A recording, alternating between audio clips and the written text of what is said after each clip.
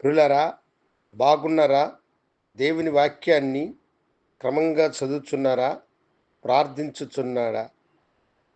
నేటి ధ్యాన వాక్యము విలాప వాక్యములు 3వ అధ్యాయము 31, 32.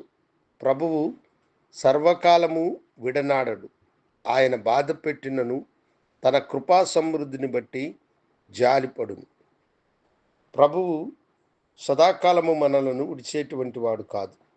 ఒకవేళ ఆయన బాధ పెట్టిన తన కృపా సమృద్ధిని బట్టి ఆయన జాలిపడును.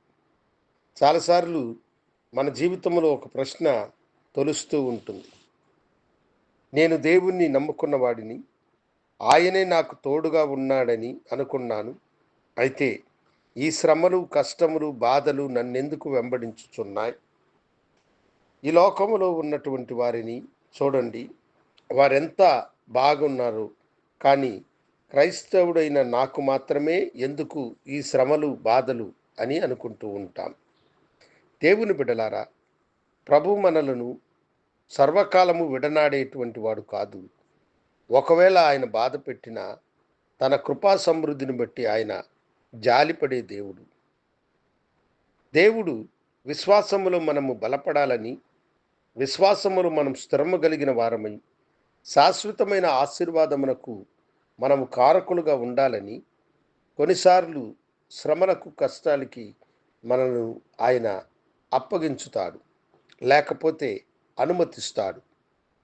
వాటిలో మనము విజయమును సాధించినప్పుడు దేవునికి నమ్మకమైన వారముగా మనము మారుతాం. యోబు జీవితములో దానిని మనము గ్రహించవచ్చు. యోబు బాధపడ్డప్పుడు ప్రభువు ఆయన శ్రమను, వేదన చూసి బాధపడ్డాడు. అది లోకమునికి ఎవరికీ తెలియదు.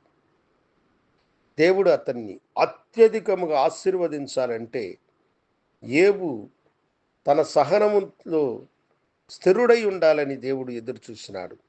దేవుని యొక్క ఉద్దేశము వ్యర్థము కాకుండా యోబు దానిని కాపాడి దైవ ఆశీర్వాదాలను పొందుకున్నాడు. షడ్రక్, మెషక్, అబేద్నెగోలు అగ్నిలోనికి ప్రవేశించేంత వరకు దేవుడు చూస్తూ ఉన్నాడు. సర్వకాలము ఆయన విడిచే దేవుడు కాదు. తగిన సమయం వచ్చింది. వారితో పాటు ఆయనే అగ్నిలో ప్రవేశించి వారిని అగ్నివాసన అంటకుండా బయటకు తీసుకొచ్చాడు. దాని ద్వారా జరిగిన కార్యం ఏమిటి?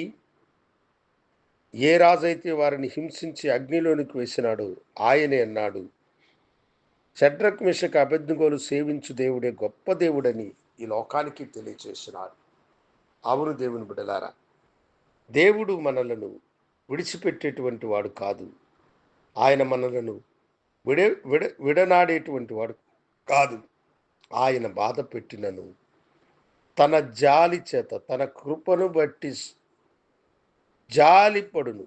ఆయన జాలిపడేటువంటి దేవుడు. నీ మీద ఆయన కనికరము, జాలి కలిగి నిన్ను ఆశీర్వదించడానికే నీకు కాస్త బాధను, వేదను కలుగు చేస్తున్నాడన్న సత్యము గ్రహించి శ్రమలయందు ఆనందించండి. దేవుని దీవెనలు మీకు మెండుగా కలుగును. ప్రభు మిమ్మల్ని దీవించునుగాక. నాతో కూడా ప్రార్థనలో ఏకీభవించండి. సర్వకాలము విడనాడని వాడా, మీకు వందనాలు. మీరు నీ బిడ్డలను బాధ పెట్టిన మీ కృపా సమృద్ధిని బట్టి వారి మీద మీరు జాలి పడుతున్న ప్రేమకై మీకు వందనాలు చెల్లిస్తూ బిడ్డలను దీవించి ఆశీర్వదించమని యేసు నామమున అడిగి వేడుకొంచున్నాము తండ్రి. ఆమేన్. శుభోదయం. ప్రభు మిమ్మల్ని దీవించునుగాక.